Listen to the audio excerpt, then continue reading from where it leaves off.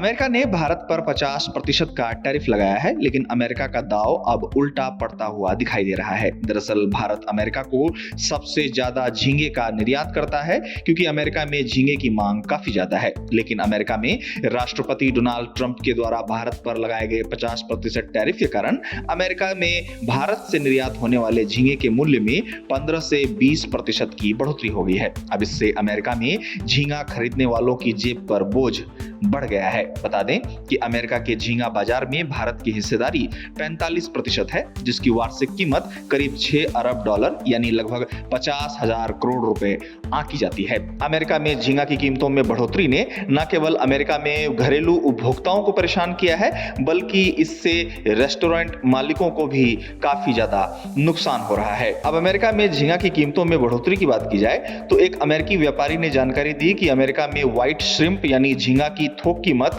6.25 dollar प्रति pound तक पहुंच गई है, जो अप्रैल से अब तक 21% की बढ़ोतरी है। बता दें कि मशहूर अमेरिकी चेन रेड लॉबस्टर ने अपने लोकप्रिय एंडलेस श्रिम्प्स ऑफर को भी संशोधित कर दिया है और अब वह 3 श्रिम्प डिशेज 15.99 डॉलर में पेश कर रहा है। आपको बता दें कि अमेरिका में झींगे से बने डिश रेस्तरां में परोसे जाने की मात्रा भी 7% कम हो गई है और इसका एकमात्र कारण है झींगे की कीमत में बढ़ोतरी होना। अब अमेरिका द्वारा भारतीय वस्तुओं की आयात पर लगाए गए 50% टैरिफ और इसके कारण अमेरिका में झींगा की कीमतों में 15 से 20% की बढ़ोतरी को लेकर भारत से भी प्रतिक्रियाएं सामने आ रही हैं। Seafood exporters association of India के महासचिव के.एन. राघवन कहते हैं कि अमेरिकी घरेलू बाजार में झींगा की कीमतें बढ़ी हैं, जिससे आम उपभोक्ताओं पर बोझ बढ़ गया है। गौरतलब है कि इसका अनुमान पहले से ही लगाया जा रहा था, जिसमें विशेषज्ञों का कहना था कि अमेरिका द्वारा भारत पर लगाए गए 50% टैरिफ का असर